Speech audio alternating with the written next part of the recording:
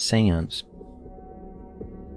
Antes de nos aprofundarmos nas partes mais perturbadoras e nefastas da mídia oculta, vamos começar com algo um pouco mais leve e divertido. Algo que vem da própria indústria do entretenimento, Hollywood. Por mais louco que pareça, um filme experimental com conotações promocionais foi feito e está previsto para ser lançado em 92 anos, a partir da data deste upload. O longa, intitulado 100 anos, com o slogan acompanhante, o filme que você nunca verá, é rumorejado ser um obscuro filme de ficção científica escrito e estrelado pelo ator americano Jon Malkovich e dirigido pelo aclamado cineasta Robert Rodrigues, cujo portfólio inclui obras como Sin City, Desperado e a franquia Spy Kids. O misterioso filme também foi produzido pela empresa de conhaque francesa Rémy Martin, como um meio de promover seu novo conhaque Louis XIII. É uma forma incomum, mas possivelmente brilhante de publicidade, pois se relaciona com o tempo necessário para produzir uma garrafa da bebida mencionada. Originalmente produzido e anunciado em 2015, o filme tem uma data de lançamento futura, de 18 de novembro de 2115, e gerou muita especulação, fofoca e intriga. Não é segredo que certas obras de arte, seja as pinturas de Leonardo da Vinci, até os ovos de Páscoa básicos contidos em filmes populares de bilheteria, incorporam mensagens ocultas ou segredos sobre a história, a sociedade e de Hollywood em si. Considerando isso, cinéfilos estão discutindo online a trama, o significado e a justificativa para seu lançamento distante, na esperança de descobrir do que se trata todo o alvoroço antes de morrermos.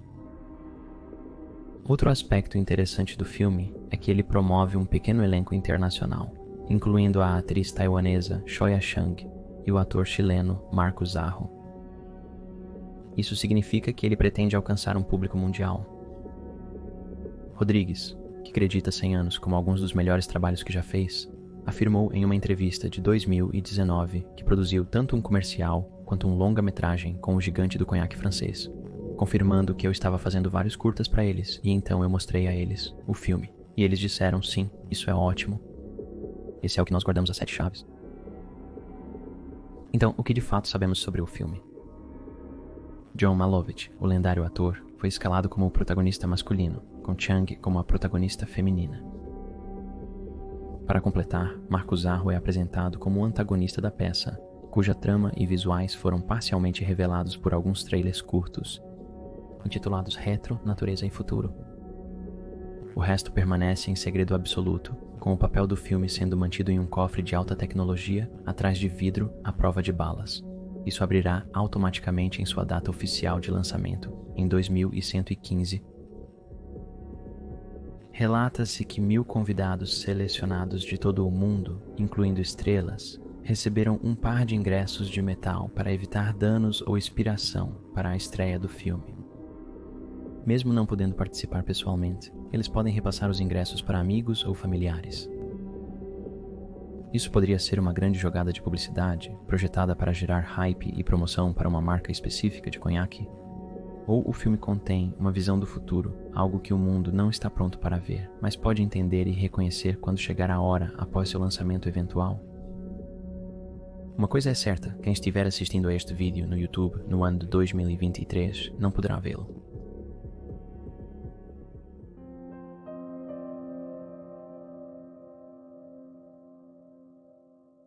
O incêndio da Boate Station.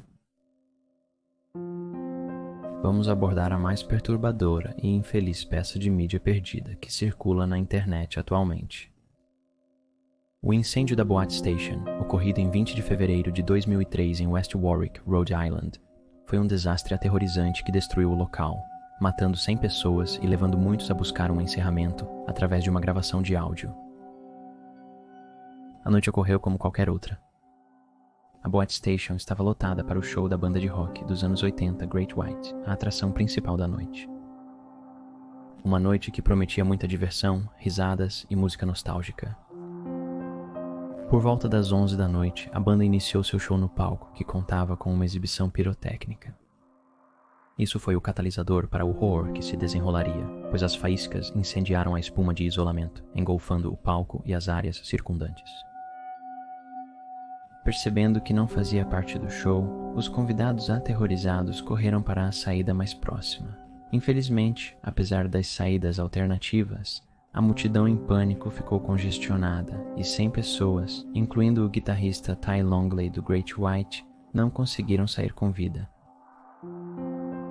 Outra pessoa a perecer naquela noite fatídica foi Matthew Pickett, um amante de música de 33 anos e colecionador de itens retrô, que, segundo sua noiva, deu tanto de si mesmo que não tivesse nada. Após 7 anos de sobriedade e 3 anos de namoro, Matthew havia proposto a Wendy, que conheceu em uma reunião de alcoólicos anônimos.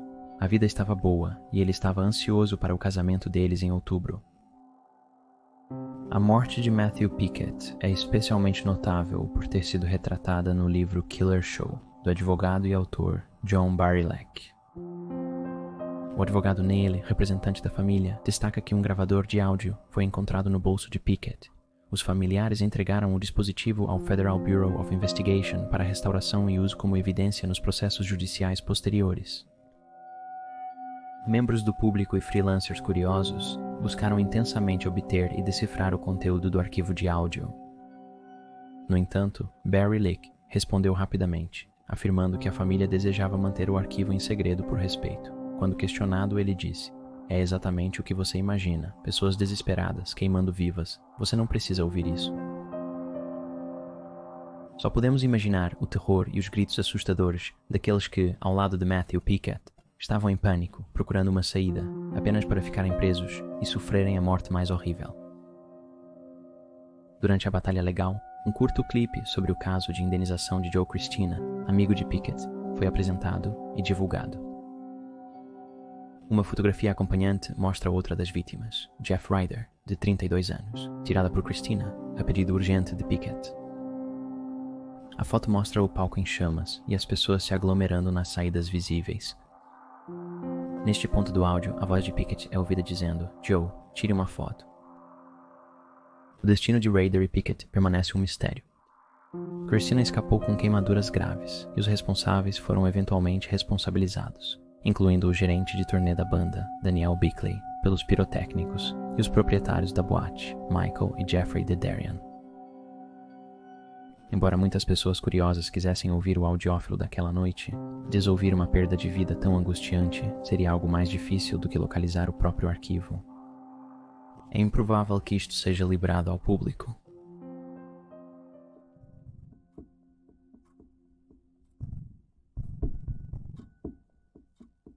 O tornado de El Reno. Em 31 de maio de 2013, o tornado mais largo já registrado atingiu Oklahoma, devastando a região. Um vídeo nunca divulgado ao público capturou o evento, deixando muitos intrigados sobre seu conteúdo.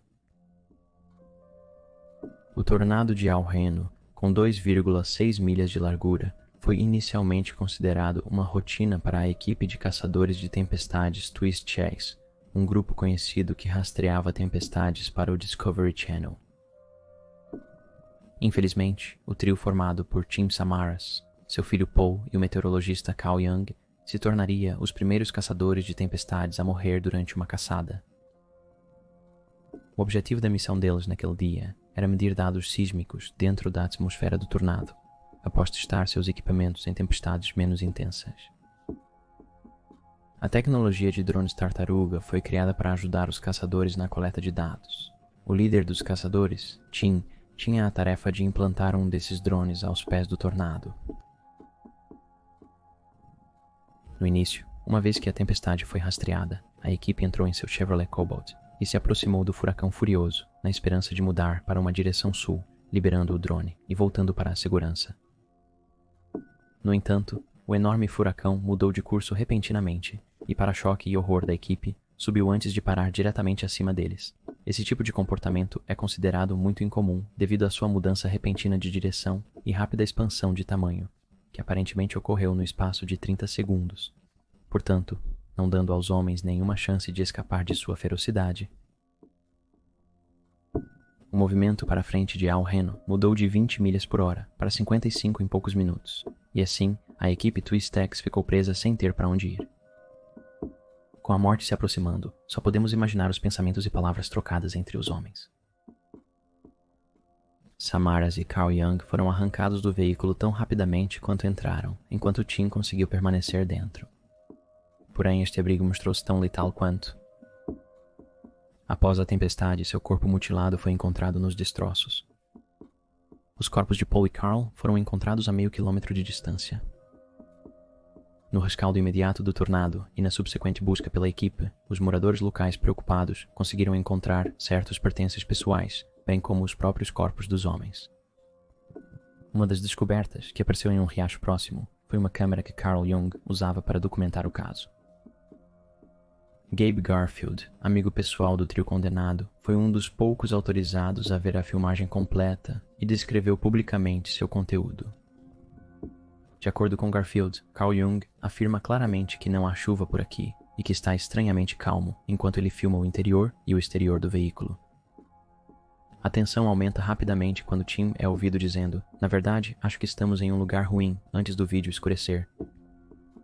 Depois, tudo o que é capturado é Tim gritando repetidamente pelo rádio de comunicação que vamos morrer. Só podemos imaginar o momento em que os homens perceberam onde estavam em relação ao tornado e o horrível sentimento de pavor que os acometeu, sabendo que o fim estava próximo e inevitável. Outro vídeo, gravado pelo caçador de tempestades Dan Robinson, mostra em sua câmera do painel a equipe Twist X dirigindo atrás dele enquanto ele tentava fotografar a entidade. O conteúdo da câmera de Carl Jung nunca foi divulgado. Robinson escapou e publicou seu vídeo online. Contudo, é uma versão editada, pois evita mostrar a maior parte do carro da equipe sendo sugado pelo tornado, em respeito às famílias.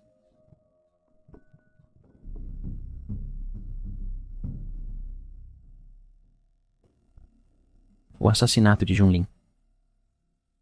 A próxima história, tema do documentário da Netflix Não Fode com os Gatos, é de extrema brutalidade e depravação. O nome do programa é tirado de uma série de vídeos que foram postados em 2010 por um canadense chamado Luca Magnotta, onde ele submeteu pequenos gatinhos a torturas inimagináveis, levando à sua horrível morte. Os vídeos chocaram e repugnaram os espectadores. Eles são tão horríveis que nem vamos descrevê-los aqui. Infelizmente, o estudante de 33 anos se tornaria vítima do assassino de gatos após se mudar para o Canadá no ano em que os vídeos horríveis foram postados. Luca, um ex-estudante do ensino médio com uma infância difícil, trabalhou como modelo, stripper, ator pornográfico e acompanhante. Alguns acreditam que sua fascinação pela morte surgiu de supostamente namorar a serial killer Karla Homolka, mas isso não é comprovado. Junlin estudava ciência da computação e engenharia na Universidade Concórdia, em Montreal. Após anos no país, ele finalmente buscava se conectar com alguém online. Em várias postagens, Junlin falou de seu amor por gatos, bem como sua esperança de encontrar amor após se assumir gay, algo que sua família desaprovava fortemente. Enquanto isso, Magnotta postava online sob várias identidades para atrair homens para sua fantasia doentia. Em 2012, o assassino anunciou no Craigslist buscando alguém para atividade sexual. Lin respondeu após confirmar interesse em Luca, e eles se encontraram em 24 de maio. Imagens de circuito fechado de televisão mostram os homens entrando no prédio onde Magnotta morava, prestes a realizar seu ato repugnante. Lin enviaria uma mensagem para sua ex naquela mesma noite, sem saber o que iria acontecer com ele momentos depois. No dia seguinte, postaram online o vídeo Um Lunático, um picador de gelo. Nele, Junlin é visto amarrado enquanto Magnotta o esfaqueia brutalmente com um picador de gelo antes de desmembrar seu corpo e realizar vários atos sexuais com ele. Horas depois de carregar o vídeo, Magnotta reservou passagens de ida e volta de Montreal para Paris, tentando fugir. Surpreendentemente, as autoridades ignoraram os detetives online e o público preocupado, afirmando que acreditavam que o vídeo era falso, mesmo que as filmagens de segurança o mostrassem se livrando do corpo em sacos de lixo e vestindo as roupas da vítima. Eventualmente, no dia 29 de maio, em Montreal, um zelador chamado Mike encontrou uma mala que exalava um cheiro fétido. Ao abrir, ele encontrou o tronco de um corpo masculino dentro. Partes do corpo de Junlin foram enviadas para escritórios de partidos políticos e escolas em todo o Canadá. Graças aos esforços dos detetives online, que conectaram pontos e o rastrearam. A polícia pôde localizar Magnota e prendê-lo em um café internet em Berlim em 4 de junho, onde ele lia notícias sobre si mesmo. Luca Magnota foi considerado culpado de homicídio em primeiro grau em 2014 e condenado à prisão perpétua em um complexo de segurança máxima em Quebec. O vídeo do assassinato de Jun Lin foi postado em um site de gore e no YouTube em 2012, sendo imediatamente removido deste último. Hoje, muitos dizem que você só pode encontrar o vídeo real na Dark Web, e mesmo assim, muitos dizem que é falso, e o original não pode ser encontrado. Não aconselhamos que você o procure.